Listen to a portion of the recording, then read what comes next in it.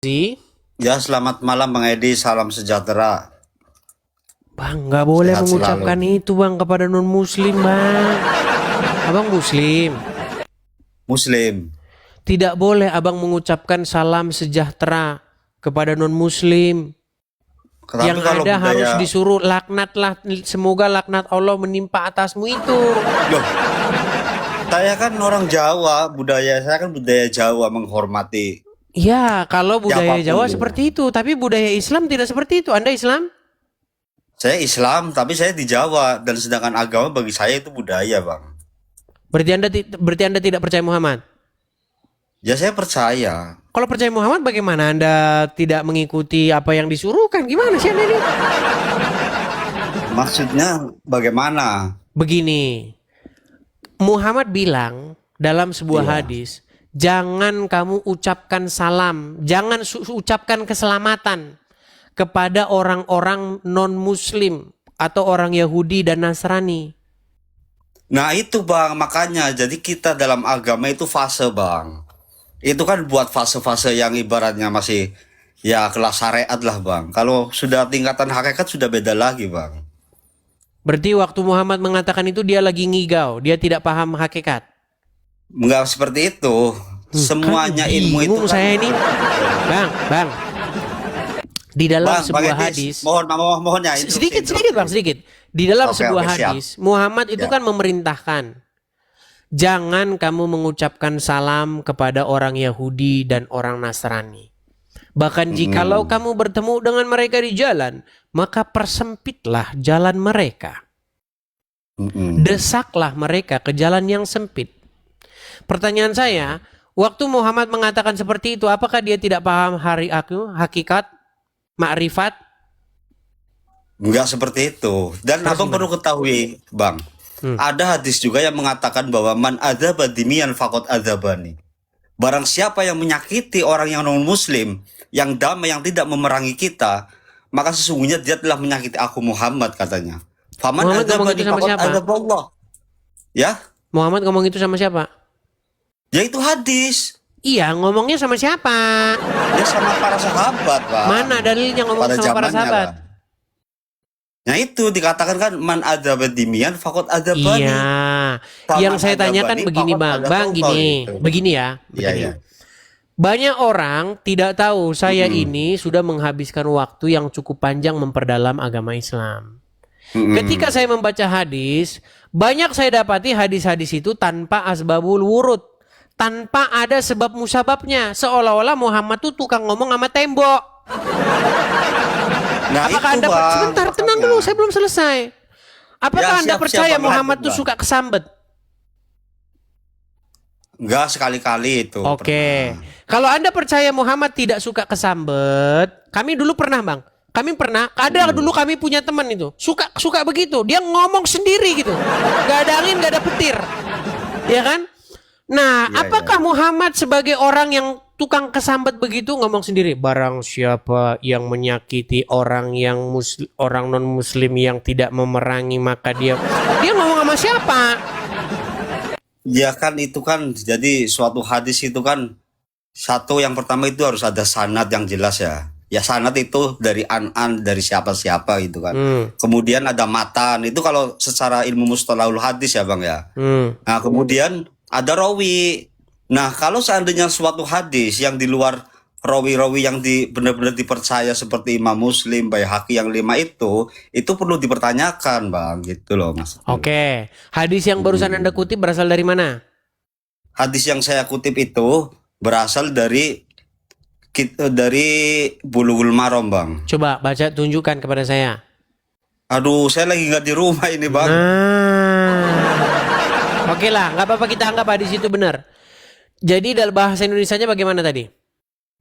Barang Barang siapa siapa? yang menyakiti orang non-muslim yang damai itu sama saja menyakiti Rasulullah, Nabi Oke. Muhammad itu. Barang siapa yang menyakiti non muslim yang damai, maka dia sama saja telah menyakitiku, gitu ya. Iya, iya. Baik. Kenapa kok dia bisa ngomong seperti itu? Ya karena ya bagi saya Bang itu sebenarnya hampir ada persamaan antara apa ya Bang, antara Bang, Alkitab sama dia menyatakan seperti itu karena pengikutnya kerjanya tukang nyakitin orang-orang non-muslim. Enggak bang. Loh, kalau enggak Kalau kenapa? saya itu- Bang, kalau enggak kenapa dia ngomong begitu? Ya itu karena kan itu bang, bahwa apa ya, bahwa kita kan sebagai manusia yang mengikuti Nabi Muhammad itu kan harus mengikuti dia kan. Mengikuti artinya Tidak pernah Yesus bilang begini kepada murid-muridnya. Siapa yang merampok taruhlah Bani apa begitu, Bani Udin, maka dia bukan pengikutku. Nggak pernah Yesus ngomong gitu. ya tapi kan sama aja bang. Kalau dia mengajarkan kasih dan sayang sama juga di Iya, Islam juga begini Rahman Bang. Rahim, Ketika gitu loh. ada pernyataan seperti itu menjadi satu indikasi bahwa pengikut Muhammad kerjanya tukang nyakit-nyakitin orang. Sehingga dia bisa berkata, barang siapa yang menyerang orang-orang yang tidak menyerang Muslim, maka dia menyerangku. Betul? Dia menyakiti Seolah-olah membuat sebuah satu kesan bahwa pengikut Muhammad kerjanya tukang nyerang sana, nyerang sini. ya itu kan maksudnya dimaksudkan supaya tidak ada hate speech, bahwa kita itu kan saling menghormati, saling mengasihi. Perbedaan wajar lah. Dia beragama Kristen, beragama Buddha, ya terserah, nggak apa-apa. Yang penting kita punya agama gitu. Baik. Bang. Saya akan jawab. Anda tahu nggak julukan apa yang dijuluki Allah terhadap orang-orang tapir? Oh, saya nggak berani bang kalau itu. Nah, Kalau itu saya terus nggak berani. bagaimana?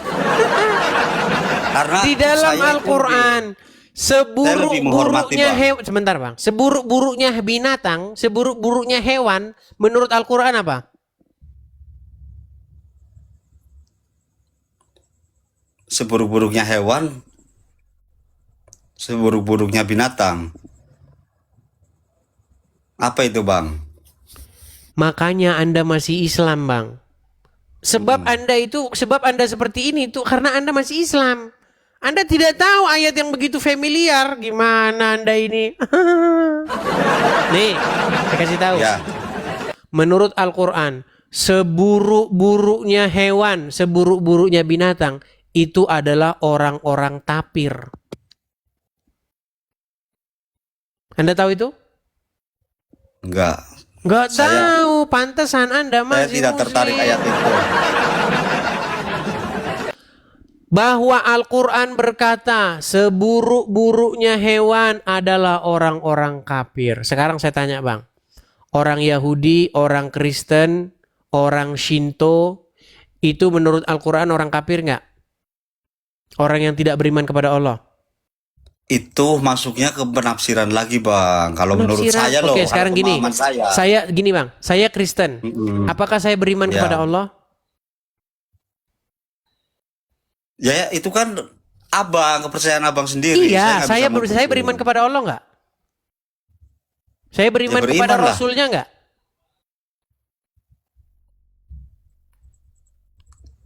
Ya itu kan abang sendiri. Bagaimana kalau? Enggak gini biar kita enak Bang Ahmad. Iya oke siap. Saya ini kan Kristen. Saya ini kan tidak beriman kepada Allah, tidak beriman kepada Muhammad. Setuju? Setuju. Oke, menurut Al-Quran, orang-orang demikian itu disebut sebagai orang tapir, betul?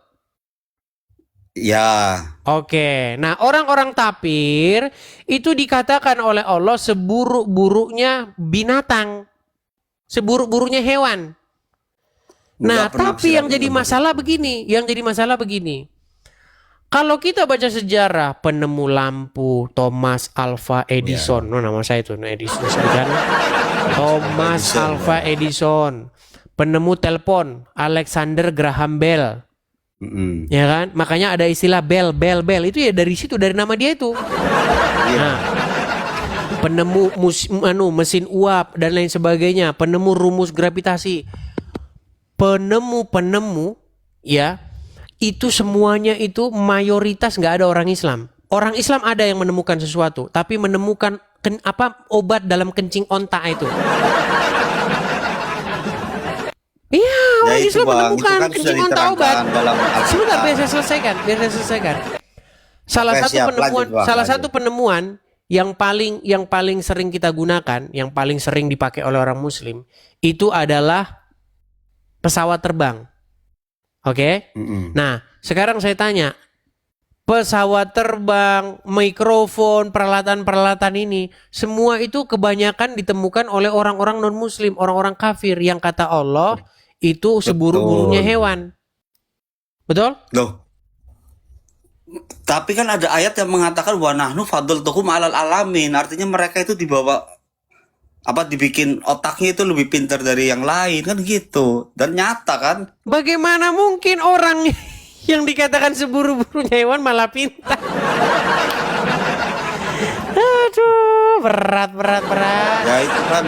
Bang, Makanya, Bang. Bang, kepala kan isinya otak kan di kepala. Ya. Nah, ketika di kepala ini oleh orang muslim dibenturkan ke ubin, ke lantai, betul nggak? Sujud, betul nggak? Oke, siap.